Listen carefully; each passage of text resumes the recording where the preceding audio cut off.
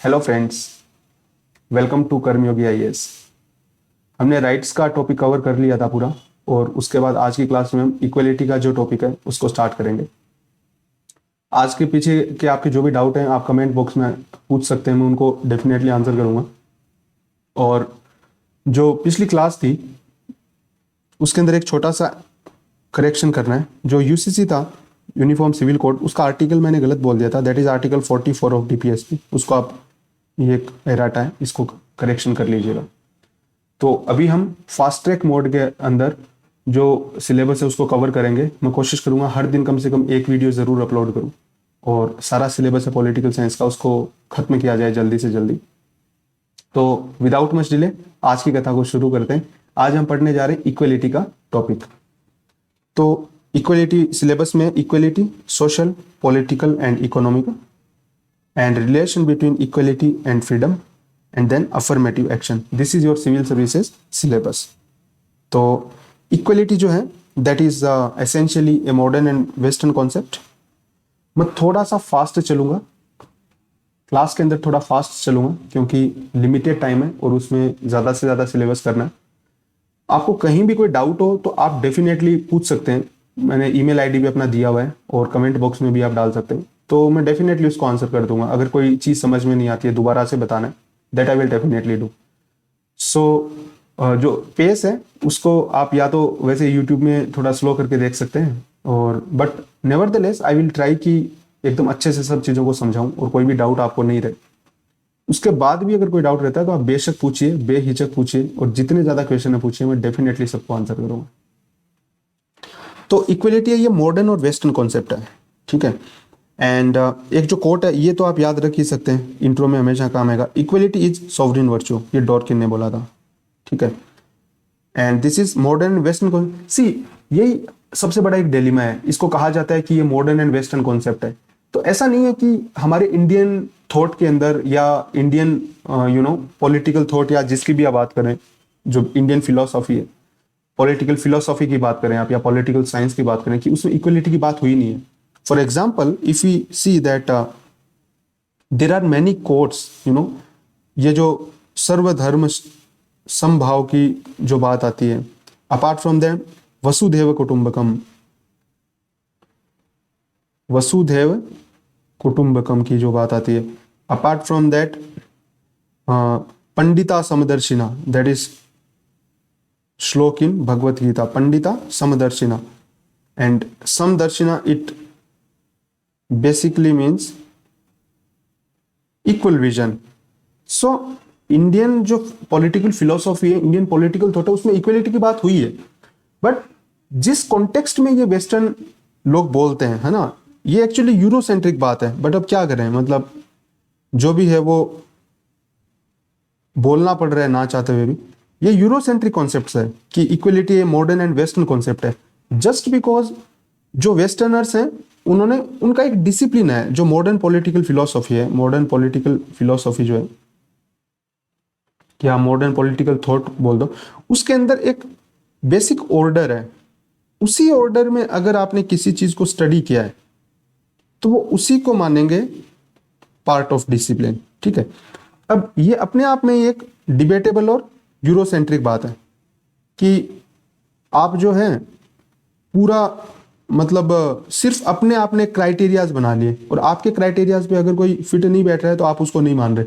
सो ऐसा नहीं है कि इक्वलिटी है ये मॉडर्न और वेस्टर्न कॉन्सेप्ट ही है, बट इक्वलिटी जिस सेंस के अंदर आज हम बात करते हैं, जैसे कॉन्स्टिट्यूशनली प्रोवाइडिंग इक्वलिटी, सो ये सब जो है ये डेफिनेटली मॉडर्न और वेस्टर्न कॉन्सेप्ट है। किसी भी कंट्री का कॉन्स्टिट्यूशन होना और डेमोक्रेसी, कॉन्स्टिट्यूशन, ये सब डेफिनेटली मॉडर्न कॉन्सेप्ट्स हैं, और जिस तरीके से, जिस स्केल पे इन चीजों को किया गया वो एक मॉडर्न कॉन्सेप्ट है। So nevertheless it is said that equality in its form, equality in the form we are talking, that is modern and western concept, and equality is sovereign virtue, that is called by Dworkin. इन्होंने equality के ऊपर ही क्या किया, इसको क्यों modern and western concept कहा गया, क्योंकि इन्होंने इक्वलिटी को इटसेल्फ बहुत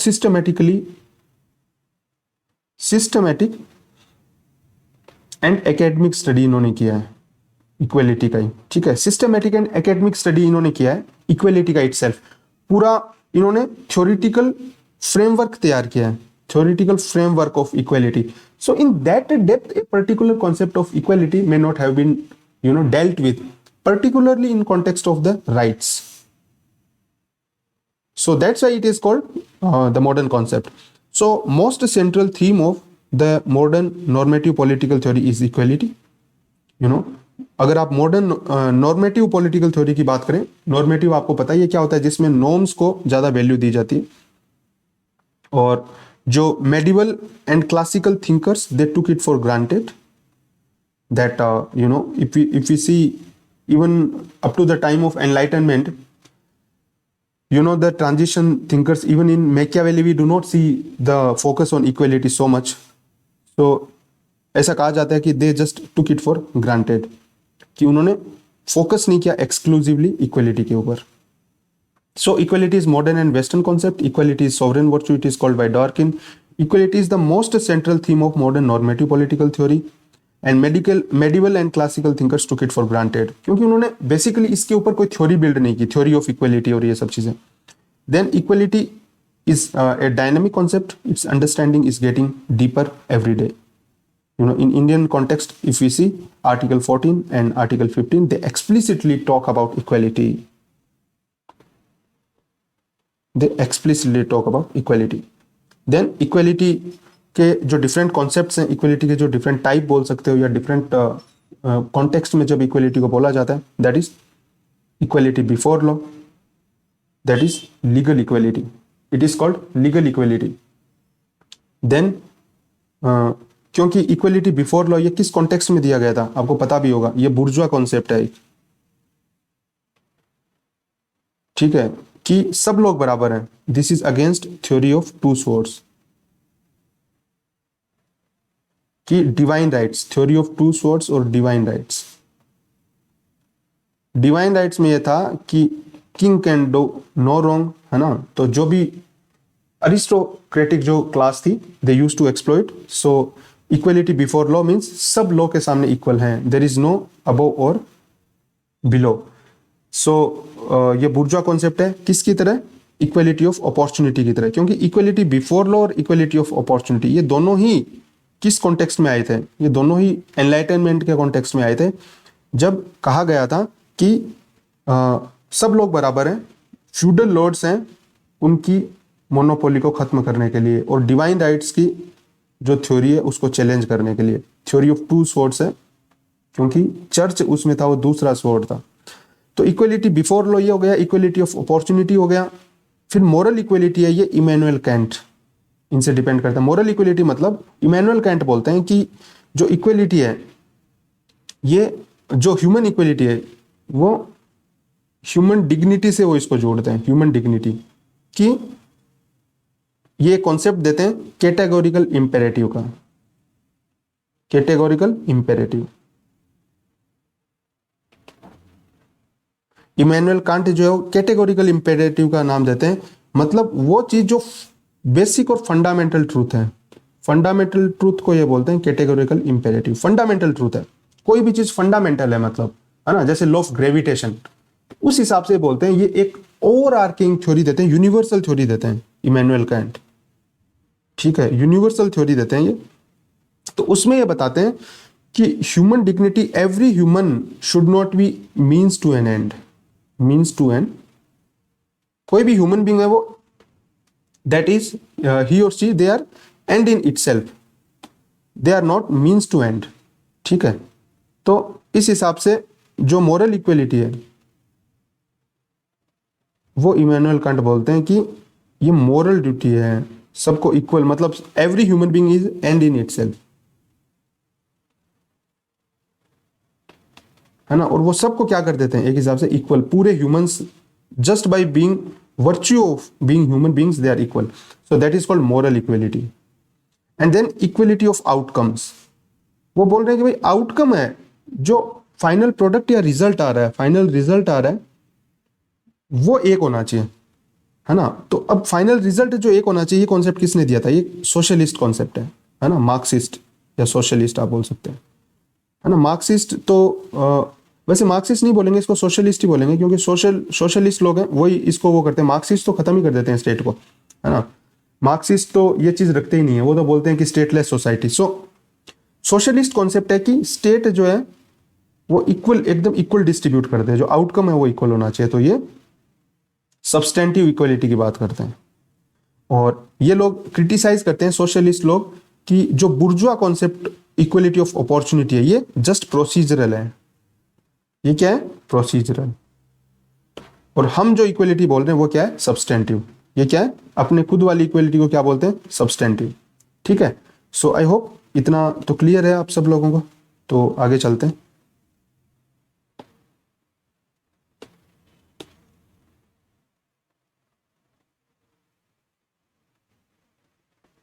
रिलेशन बिटवीन लिबर्टी इक्वलिटी, ये तो बहुत ही इंपॉर्टेंट एक मतलब टॉपिक है। हमेशा इसमें से क्वेश्चन आते ही, शायद मैंने यहाँ पे क्वेश्चन इस तरीके के क्वेश्चन आए हुए हैं कि इक्वलिटी के ऊपर आप ये देख सकते हैं, लगातार क्वेश्चन आते हैं 15, 10, और इस बार भी मतलब हमेशा क्वेश्चन पूछते हैं इक्वलिटी के ऊपर। अफर्मेटिव एक्शन पे आ जाता है ना, इक्वलिटी ऑफ अपॉर्चुनिटी पे आ जाता है, फ्रीडम एंड लिबर्टी के बीच में पूछ लिया, fair treatment rather than equal treatment, है ना। तो ये सब क्वेश्चंस आते रहते हैं। ये पहले का लिखा हुआ था, अभी तो फ्रेंच जो टेररिस्ट अटैक है वो इतना कॉन्टेक्स्ट में नहीं रहा। कोई भी जैसे करंट इवेंट आता है उससे आप कनेक्ट कर सकते हैं कि वो जो इवेंट वगैरह हुए थे, जो चार्ली हेब्डो ये जो था प्रोफेट मोहम्मद के ऊपर जो उन्होंने ऑब्जेक्शनेबल कार्टून्स बनाए थे, उसके बाद में in French there was backlash and there was question on multiculturalism, equality, freedom of expression, rule of law versus right of practice, religion, human rights, refugee rights versus right to live, right to pluralism. कई सारी चीजें थी, not much relevant in present context. So let's see the relation between liberty, equality and freedom. So actually it is debatable. To be very honest, this is debatable. You can start that this is always debatable. Different thought of schools, they always give their different interpretations. So three major schools are there which interpret the relation between liberty, freedom and equality. Classical school, classical liberals, or they are called libertarians, they say that equality is antithetical to liberty. Only moral and legal equality should be there. moral मतलब enforceable नहीं होती। moral का सबसे बड़ी एक बात होती है, वो होता है नॉन एनफोर्सेबल। ठीक है, मॉरल को एनफोर्स नहीं कर सकते आप, तो वो बोलते हैं मॉरल होनी चाहिए और या तो लीगल होनी चाहिए। लीगल मतलब इक्वलिटी ऑफ लॉ। ठीक है, लिबर्टी है, equality is antithetical to liberty. मतलब अगर आप इक्वलिटी लाने की कोशिश करेंगे, अगर आप इक्वलिटी ला रहे हैं तो लिबर्टी जो है वो खत्म हो जाएगी। ठीक है, वो किस कॉन्टेक्स्ट में बोलते हैं? ये बोलते हैं सोशलिस्ट कॉन्टेक्स्ट में, क्योंकि सोशलिस्ट का इक्वलिटी का मतलब क्या होता है? Equality of outcome. अब इक्वलिटी ऑफ आउटकम अगर वो लाएंगे तो उनकी लिबर्टी खत्म हो जाएगी, क्योंकि लिबर्टी का मतलब वो है ही नहीं कि भाई आप जितना काम करो उतना कमाओगे। वहां तो मतलब ये हो गया कि कुछ भी काम करो आपको बराबर मिलेगा। तो जब बराबर मिलेगा तो लिबर्टी कुछ रही नहीं। तो ये इस कॉन्टेक्स्ट में देखते हैं, जैसे प्रोग्रेसिव टैक्सेशन, प्रोग्रेसिव टैक्सेशन, कि भाई आप जितना कमाओगे उतना ज्यादा आप पे टैक्स लगेगा। तो ये क्या बात हुई? तो ये बोलते हैं ये तो लिबर्टी के खिलाफ अगेंस्ट हो गया। भाई आप फ्री रहे नहीं, कमाओगे ज्यादा, टैक्स ज्यादा लगेगा। तो ये बोलते हैं इक्वलिटी, ये टैक्स क्यों लगाया जा रहा है? इक्वलिटी के लिए। तो ये बोल रहे हैं कि लिबर्टी और इक्वलिटी आपस में एंटीथेटिकल है। लिबर्टेरियंस, है ना, ये बेसिकली पॉजेसिव इंडिविजुअलिस्ट की तरह सोचते हैं, मैक्सिमाइजिंग बेनिफिट्स। सोशलिस्ट कहते हैं absolute equality, substantive equality. In absence of absolute equality liberty is false consciousness. Socialist कहते हैं कि ये सब फालतू की बातें कर रहे हैं। ये क्लासिकल लिबरल्स और लिबर्टेरियंस, दे आर फालतू people, they have nothing to do with actual liberty. Liberty without, in absence of in absence of absolute equality liberty is false consciousness. कौन सी लिबर्टी? ये बोल रहे हैं कि एक पुअर आदमी है, अगर आपने उसको, एक अमीर आदमी है ना, rich and poor, so where is the question of liberty? This poor person can not exercise anything, rich will control everything.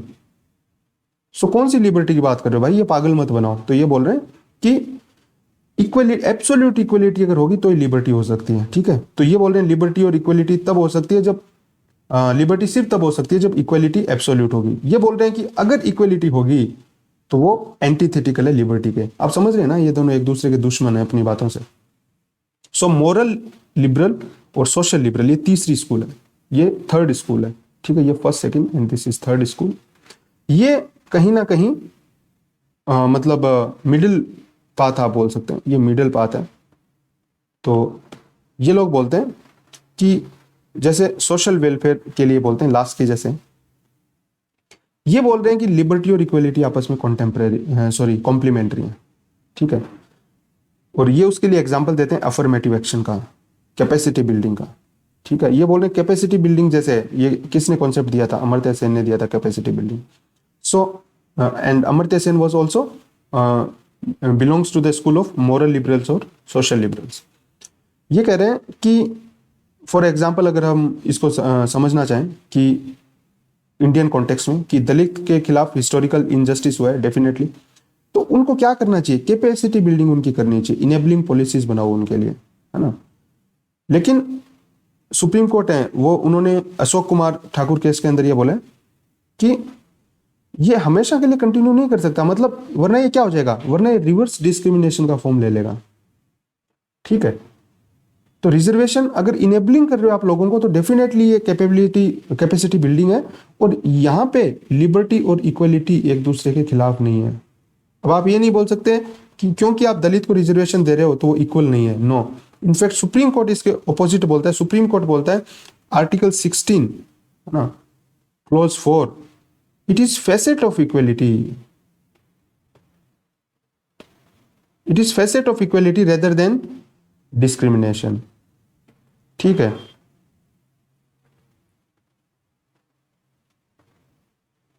I hope कि दिस इज क्लियर, ठीक है। ये तीन चीजें, तीनों स्कूल समझ में आ गई होगी, रिलेशन बिटवीन लिबर्टी और इक्वलिटी का, कि किस हिसाब से लिबर्टी और इक्वलिटी है उसको कॉम्प्लीमेंट्री बोलते हैं, ठीक है। कि अगर आप इक्वलिटी लाओगे तो उससे लिबर्टी आएगी। सोशल लिबरल क्या बोल रहे हैं?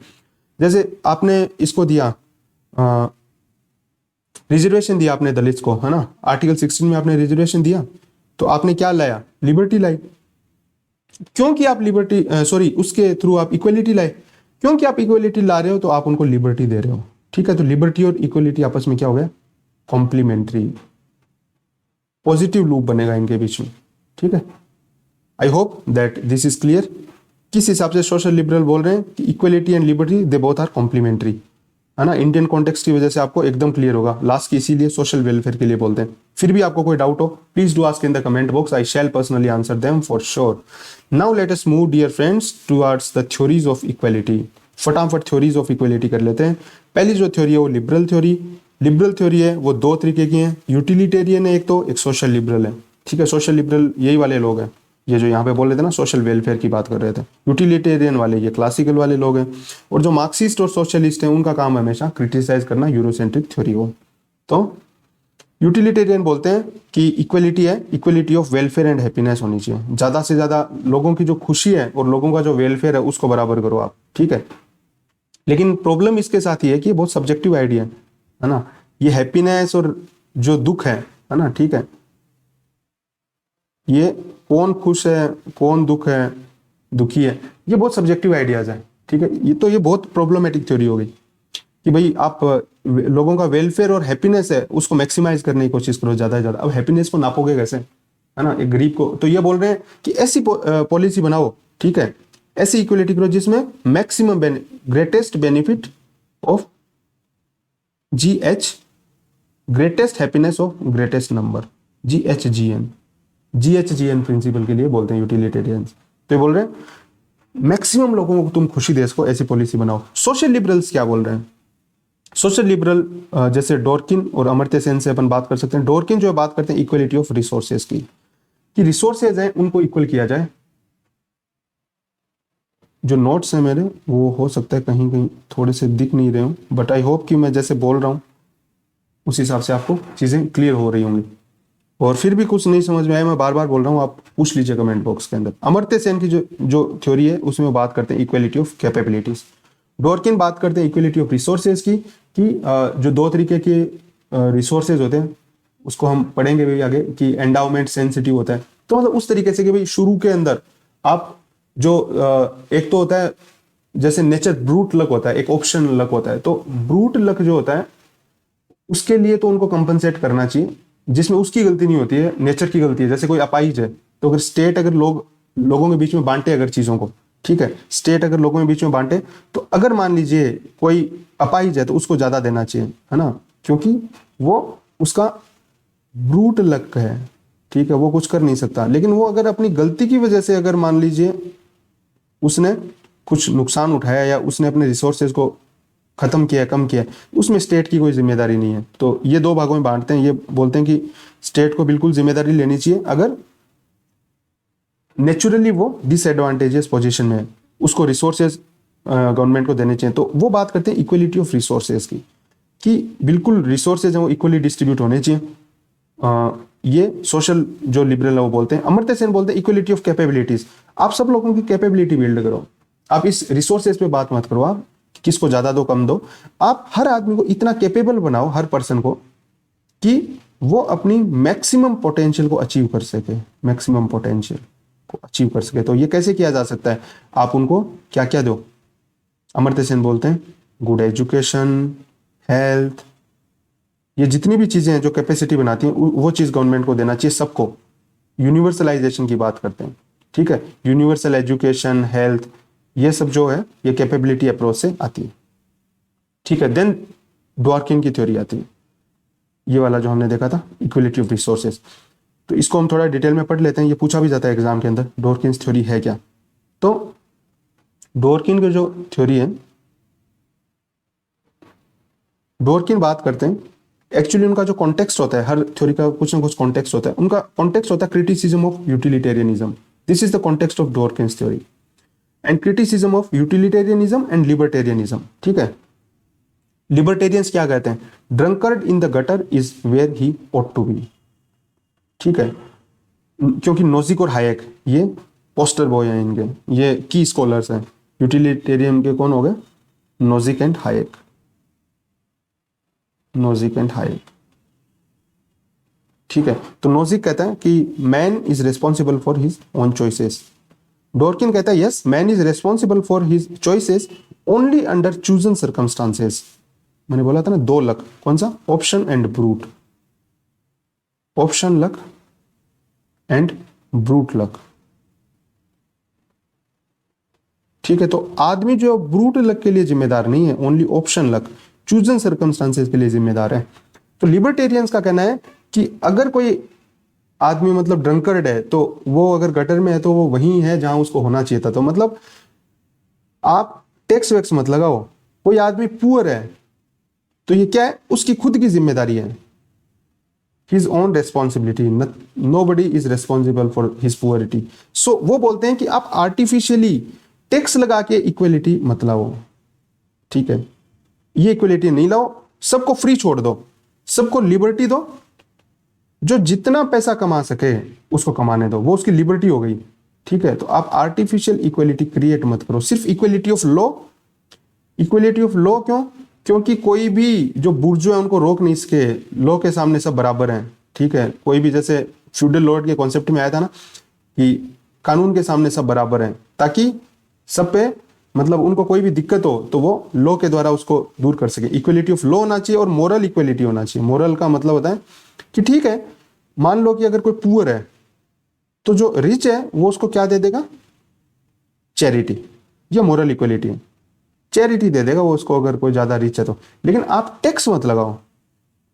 जो लिबर्टेरियन है और यूटिलिटेरियन है वो किस चीज के विरोध में, पॉजिटिव, जैसे टैक्स मत लगाओ, सोशल वेलफेयर स्कीम्स मत करो, है ना, जैसे कैश ट्रांसफर है, ये सब चीजों के एकदम विरोध में लिबर्टेरियंस, एकदम विरोध में, ठीक है। और इसी कॉन्टेक्स्ट के अंदर ये जो डॉर्किन है ये अपनी थ्योरी देते हैं कि भाई ये नहीं चलेगा कि तुम कोई जिम्मेदारी नहीं ले रहे हो बिल्कुल, कि गटर में अगर ड्रंकर्ड है तो ठीक है वो वहीं होना चाहिए, मैं नहीं रेस्पॉन्सिबल है। तो डॉर्किन बोलता है बिल्कुल रेस्पॉन्सिबल है आदमी, लेकिन उसी चीज के लिए रेस्पॉन्सिबल है जो उसने खुद ने किया है, ऑप्शन लक, कि उसके पास दो चॉइसेस थी, उसमें से अगर उसने गलत चॉइस ली है तो वो रेस्पॉन्सिबल है दो में से। लेकिन जिसके पास ऑप्शन ही नहीं है, कोई अगर बोर्न पुअर है, मतलब अब उसमें उसके पास चॉइस थोड़ी थी मैं कौन से घर में जाऊं कि नहीं जाऊं। तो उस केस में आप ये नहीं बोल सकते कि drunkard in gutter very ought to be, है ना। अगर कोई बोर्न पुअर हुआ है तो ये क्या है, स्टेट की रिस्पॉन्सिबिलिटी है, स्टेट रिस्पॉन्सिबिलिटी, ठीक है। सो इस हिसाब से जो ये क्रिटिसिज्म करते हैं। एंड डॉर्किन की जो थ्योरी है उसका एक और 3 कॉन्टेक्स्ट है, criticism of utilitarianism, libertarianism and addressing inadequacies of Rawls theory. Rawls was also social liberal, ठीक है। तो वो बोलते हैं रॉल्स की जो थ्योरी थी वो टू जनरल थी, बहुत ही जनरल सी थ्योरी है, एक वेग, है ना। ओनली ब्रॉड आइडिया देते हैं जॉन रॉल्स कि जॉन रॉल्स एकदम क्या, एक्चुअली देसी भाषा में बोलें तो बड़ी बड़ी बातें करते हैं, ये बोलना चाह रहे हैं कि जॉन रॉल्स हैं वो क्या कर रहे हैं, बड़ी बड़ी बातें कर रहे हैं, जनरल आइडियाज दे रहे हैं, थ्योरीज दे रहे हैं, है ना। रॉल्स की भी थ्योरी ऑफ जस्टिस हमने पढ़ी थी, जब थ्योरी ऑफ जस्टिस, तो रॉल्स ने क्या दिया था, थ्योरी ऑफ जस्टिस दी थी। तो ये बोल रहे हैं बट रॉल्स की जो थ्योरी ऑफ जस्टिस है वो टू जनरल है ना। रॉल्स जस्ट बोलते हैं कि ठीक है प्रोग्रेसिव टैक्सेशन के लिए बोलते तो हैं, ठीक है। डिफरेंस प्रिंसिपल देते हैं जॉन रॉल्स, डिफरेंस प्रिंसिपल, ठीक है। लेकिन ये बोल रहे हैं कि ये एग्जैक्टली बताते नहीं कि डिफरेंस प्रिंसिपल के थ्रू कैसे किया जाएगा डिफरेंसेस है उनको एड्रेस, ठीक है। तो ये बोल रहे हैं कि मैं करूंगा इसको एड्रेस। डॉर्किन कहते हैं कि रोल की थ्योरी टू जनरल है, ओनली ब्रॉड आइडिया देते हैं, only talks about social disadvantages, ठीक है। ये एक पर्टिकुलर बात है, वो बोल रहे हैं कि सिर्फ सोशल डिसएडवांटेज की बात करते हैं जॉन रॉल्स जो है वो, ठीक है। एक्सटर्नल डिसएडवांटेज की बात करते हैं कि ठीक है किसी ने ज्यादा कमाया, किसी ने कम कमाया, कैपिटलिस्ट लोग उन्होंने ज्यादा कमा लिया तो दूसरे लोगों ने अगर नहीं उतना ज्यादा कमा पाया, है ना। अगर कोई रिच एंड पुअर है इस लाइफ के अंदर, मैं बोर्न की बात नहीं कर रहा हूं, ठीक है। तो अगर जैसे जो पुअर है, रिच को क्या करना चाहिए, प्रोग्रेसिव टैक्सेशन करना चाहिए और इनको भी बेसिक नेसेसिटीज दी जानी चाहिए। लेकिन डॉर्किन जो है वो कहते हैं ये सोशल डिसएडवांटेज अकेले से काम नहीं चलेगा, सेंसिटिव होना चाहिए हमें नेचुरल डिसएडवांटेज के खिलाफ भी, ठीक है, जो कि फिजिकल डिसेबिलिटी। नेचुरल डिसएडवांटेज जैसे अगर कोई अपाहिज है, ठीक है, तो फिजिकल जो डिसेबिलिटी जो है उसके खिलाफ भी सेंसिटिव होना चाहिए और एकदम स्पेसिफिक होना चाहिए, केवल ब्रॉड आइडिया नहीं होना चाहिए, स्पेसिफिक इंस्ट्रक्शंस होने चाहिए। तो ये उसके लिए क्या देते हैं, टेस्ट ऑफ जस्ट सोसाइटी। वो बोल रहे हैं कि जस्ट सोसाइटी कौन सी होती है, जहां पे पीस होती है, जहां पे कोई एक दूसरे से एनवी नहीं करता है। तो ये एनवी टेस्ट देते हैं कि जस्ट सोसाइटी में मेरे साथ पीस होगी और कोई एनवी नहीं करेगा, ये रियल जस्टिस है वो बोलते हैं।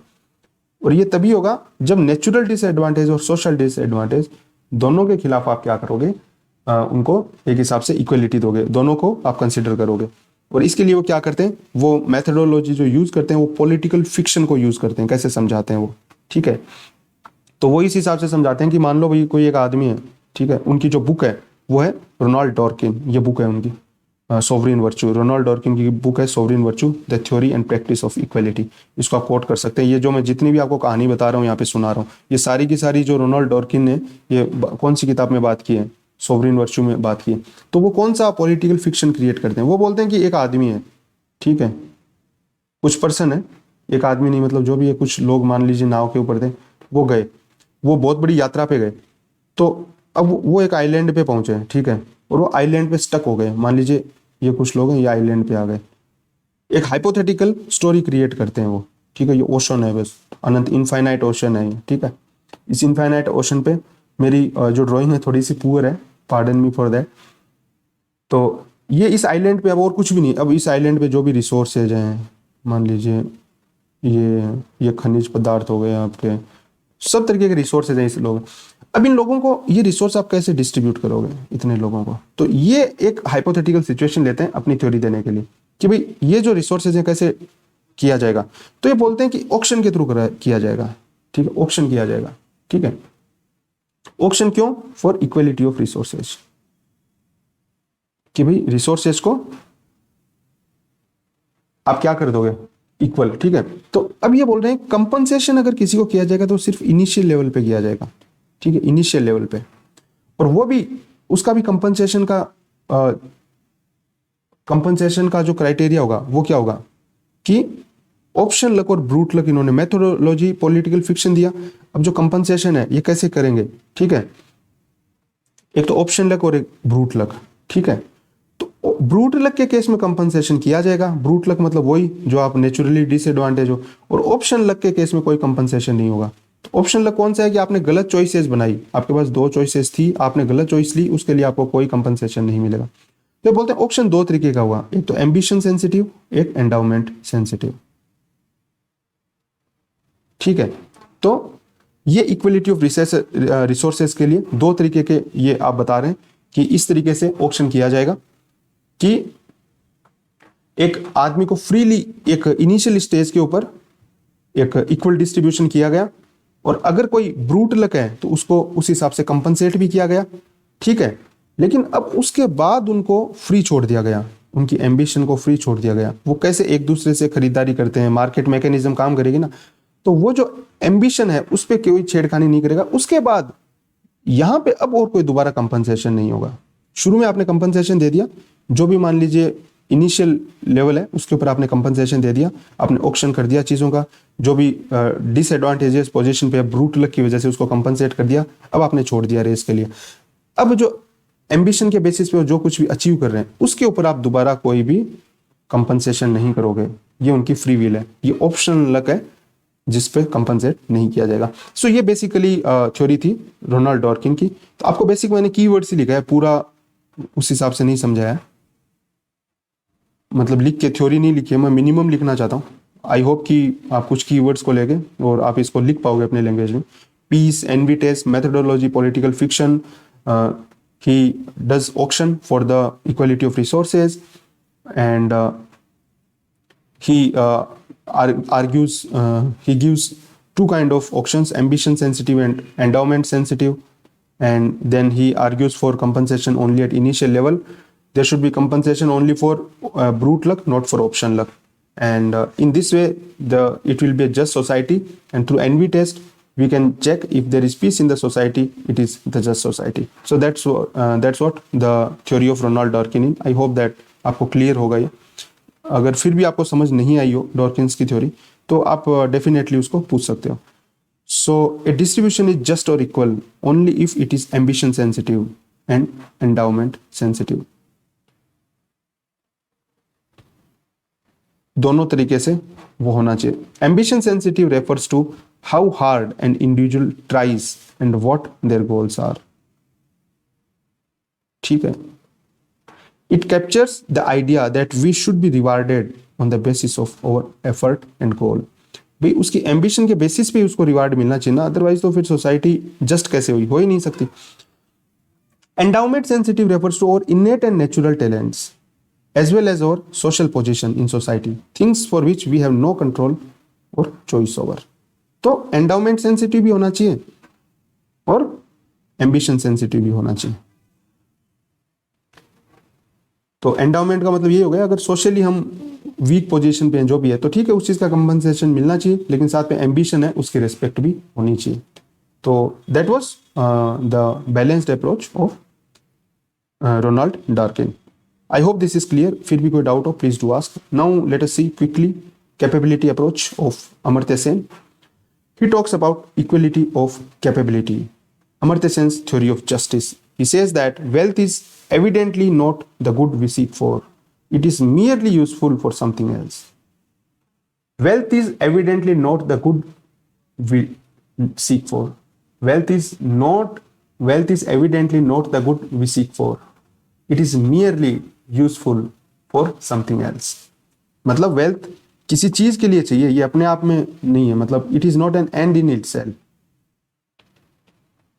It is just mean to an end. And realization focused approach, Amartya Sen's theory of justice ही calls in realization focused approach. Realization focused, ये कीवर्ड्स हैं, इसको याद रखिएगा। Amartya Sen focus upon realization focused approach.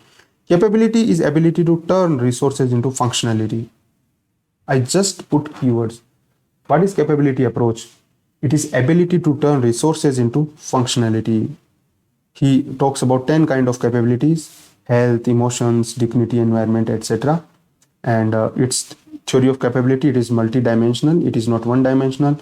And he says development is freedom and freedom is functionality. मतलब आप जो चाहो उस dimension में act कर सको life के, आपको पोइट्री करनी है, आपको म्यूजिक करना है, जो आपका नेचुरल टैलेंट हो, you can pursue that. Okay, your natural innate capabilities you can experience. That is development is freedom and freedom is functionality. Freedom is exercising choices. जो आप चॉइसेस आपकी लाइफ में वो आप एक्सरसाइज कर सको, दैट इज फ्रीडम. सो ये एक रियलाइजेशन फोकस्ड अप्रोच है. This is called equality of capability approach of Amartya Sen.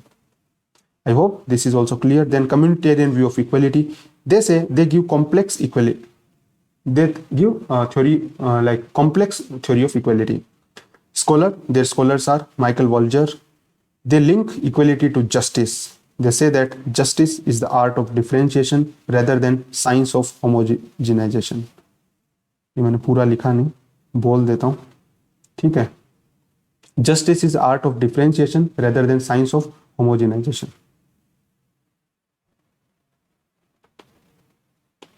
Justice is art of differentiation rather than science of homogenization. So they call for blocking exchanges. You know, they say that there is different principle of justice for different spheres. So they call for blocking the exchanges. For example, ये economic sphere है, political sphere है, educational sphere है, health का area है. ये एक से जो दूसरे एरियाज हैं उसके अंदर क्या नहीं होना चाहिए, एक्सचेंज नहीं होना चाहिए. Block the exchanges. ठीक है, सब अपने अपने एरिया के अंदर, क्योंकि सबके अपने अलग अलग क्राइटेरियाज हैं. सारे जो अलग अलग एरियाज हैं, सारे जो अलग अलग स्फीयर्स हैं लाइफ के, उसके अंदर डिफरेंट प्रिंसिपल्स हैं जस्टिस के, इक्वलिटी के. सो दे गिव कॉम्प्लेक्स इक्वलिटी. वो बोलते हैं इक्वलिटी इतनी सिंपल नहीं होती है. तो आप जो अलग अलग, जैसे फॉर एग्जाम्पल एक आदमी है, वो मान लीजिए पॉलिटिकल, वो एमएलए है. अब ही और she should not influence the education sector. Like वो क्या नहीं होना चाहिए उसका, इकोनॉमी के अंदर या फिर हेल्थ के अंदर उसका, वो बोलते हैं ना जैक एंड चेक. ठीक है, तो जैक वाली चीज नहीं होनी चाहिए. एक जो एक्सीलेंस है मान लीजिए जिस एरिया से रिलेटेड, वो they should perform in that particular sector. They should not be like exchanges should not be there. So they call for blocking the exchanges. This is communitarian view of equality. कि सब equal क्या हुआ, जब अपने अपने sector के सब बादशाह हैं, अपना अपना एरिया गए, वो अपने अपने एरिया के अंदर रहने चाहिए. एक्सचेंजेस को मतलब एक हिसाब से इन्होंने ब्लॉक, वो वॉल बना दिया कि सारे सेक्टर, सारे जो स्फीयर्स हैं लाइफ के, ऐसा नहीं है कि 4 ही स्फीयर उन्होंने बोले, ये तो एग्जाम्पल के लिए बताया गया. तो ये सारे अपने अपने एरिया के अंदर एक्सपर्टीज हैं. ठीक है, और उन्हीं को एक दूसरे के अंदर इंटरफेयर नहीं करना चाहिए. तो ये एक्सचेंज है वो ब्लॉक होना चाहिए. वो कम्युनिटेरियन व्यू ऑफ इक्वलिटी हो गया. क्योंकि कम्युनिटेरियंस बोलते हैं कि हम बेसिकली कम्युनिटी के पार्ट हैं, और कम्युनिटी वो हमेशा क्या होती है, डाइवर्स होती है. अब डाइवर्स कम्युनिटी है तो क्या हो गया, डिफरेंट उसके स्फीयर्स हो गए. तो सारे स्फीयर्स हैं वो अपने आप के, उनका अपना अपना स्फीयर हो गया सारे स्फीयर्स का. और वो उनके बीच में, सबके बीच में अलग अलग प्रिंसिपल्स हैं अपने अपने स्फीयर के हिसाब से इक्वलिटी के. तो उनके बीच में एक्सचेंज नहीं होना चाहिए. They call for blocking the exchanges. Then relationship between justice, liberty, and equality. So in Western political thought, idea of justice revolves around liberty and equality. You know, justice, liberty और equality में क्या हुआ, justice है वो अपने आप में ही liberty और equality के around. जहाँ भी आप justice की बात करोगे तो justice किस फॉर्म में बताया जाएगा, liberty और equality के फॉर्म में ही लगभग बताया जाता है. Isaiah Berlin, like they say that values are contested. Postmodernist, they say that theories are interpretations.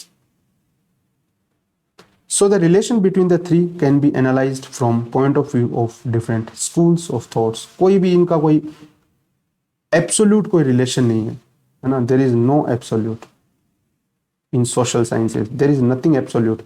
जितनी भी अलग स्कूल्स हैं उनके हिसाब से सब बताया जा सकता है, क्योंकि इजाया बर्लिन जैसे बोलते हैं वैल्यूज आर कॉन्टेस्टेड. ठीक है, वो एक पर्टिकुलर थ्योरी हो ही नहीं सकती. पोस्ट मॉडर्निस्ट थ्योरी जैसे बोलते हैं, theories are just interpretations, nothing else. तो क्लासिकल जो लिबरल्स हैं वो एब्सोल्यूट लिबर्टी की बात करते हैं. मार्क्सिस्ट और सोशलिस्ट हैं वो एब्सोल्यूट इक्वलिटी की बात करते हैं. जो सोशल लिबरल्स और मॉरल लिबरल्स हैं वो कॉम्प्लीमेंटेरिटी की बात करते हैं.